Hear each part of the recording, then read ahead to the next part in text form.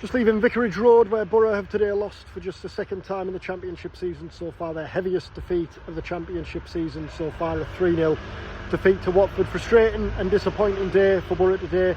Frustrating for Rob Edwards, mainly because Watford's first 2 goals, the decisive goals obviously in the first half, came from scenarios and situations that Boro had worked hard to avoid at Rockcliffe in the build-up to the game.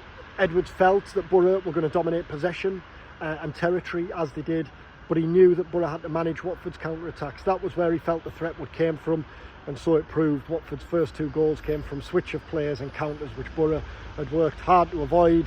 So it's just game plan management, as Edwards said to us afterwards. That's obviously frustrating. The 3rd goal early in the second half kills the game. It shouldn't stand, it's offside, but it kills the game, and obviously Boro aren't coming back from 3-0 down. Edwards actually still felt that there was a way back into it at 2-0, and he didn't think there was much in it, which is why he said he avoided making changes at half-time. There was 4 changes at half-time last week against Wrexham. Didn't make any today. It wasn't until the 70th minute that he made 5 attacking changes, but by that stage the game was gone. And for all Edwards' disappointment and frustration is obviously the manner of the goals conceded, there's also questions again about the attack, because for all Boro dominated territory and possession and did a lot of probing in the first half especially. I thought it was like watching Carrick's Boro really from last season, in that Boro were patient and probed but lacked ideas maybe and were a bit too predictable, and I thought Watford did a job on Boro from that sense. It was Bergsorg and Conway up front or in attack today.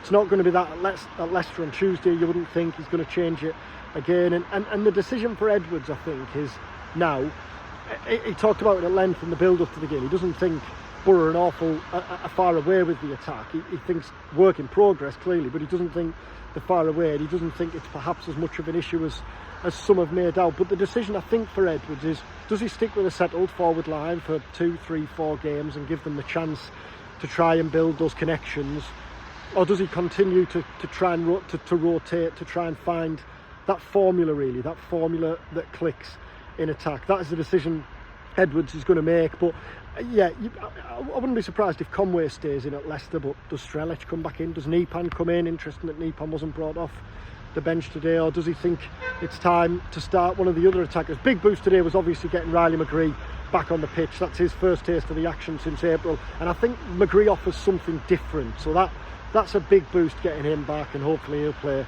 a lot more football now in the coming weeks. So Leicester next for Boro on Tuesday. We're still second after Oxford equalised in the 95th minute against Millwall today.